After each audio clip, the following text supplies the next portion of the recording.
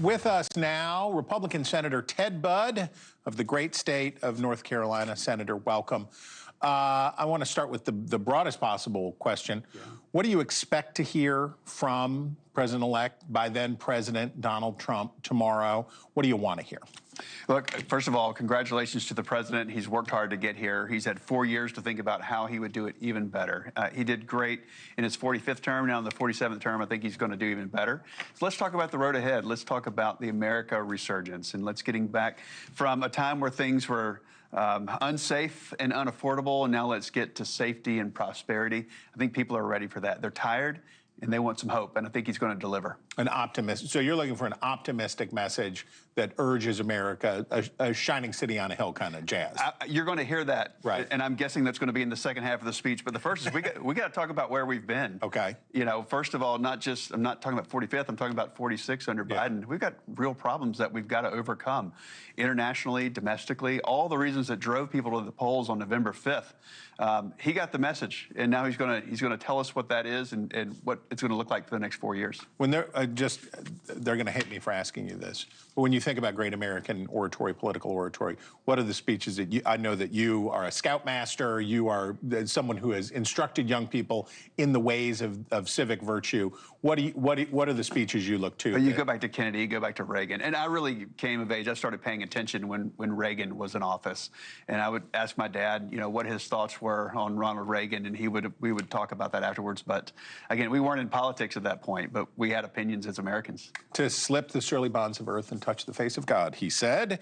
Okay, you said that Americans voted for radical change, and people who don't like you, that is to say, a lot of Democrats said, radical, radical, radical, he's radical. What do you mean when you say radical change? Driven by the root. I mean, a root cause. Okay. Yeah, okay. There you go. And so I think people are at their root. They know that this is a great country. Okay. And we've got everything we need. If we just lead correctly, I think we have everything we need as a country. We have the natural resources. We have a great geography. We have a wonderful people. We have great educational institutions. I think we just need to do the right thing under the right leadership for the next 4 years. We have a wonderful military.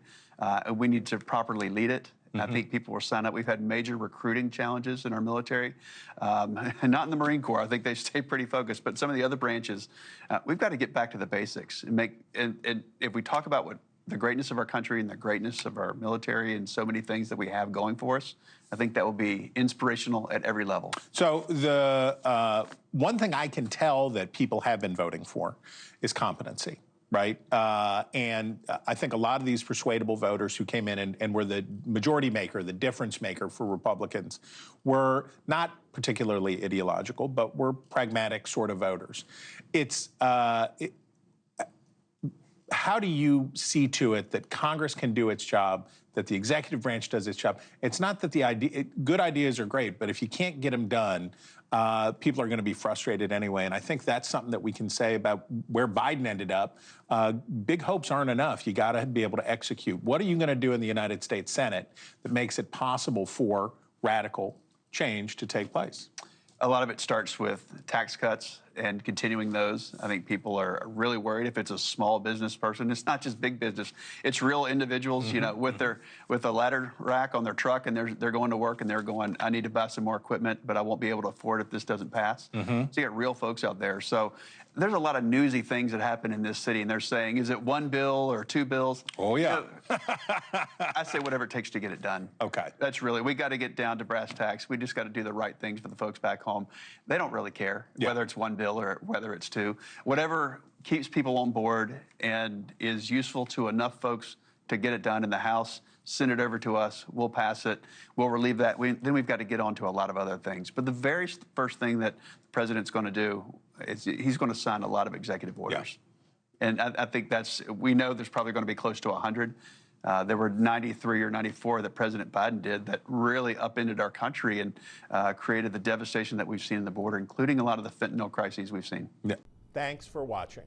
Go to joinnn.com to find NewsNation on your television provider. And don't forget to click the red subscribe button below to get more of NewsNation's fact-driven, unbiased coverage.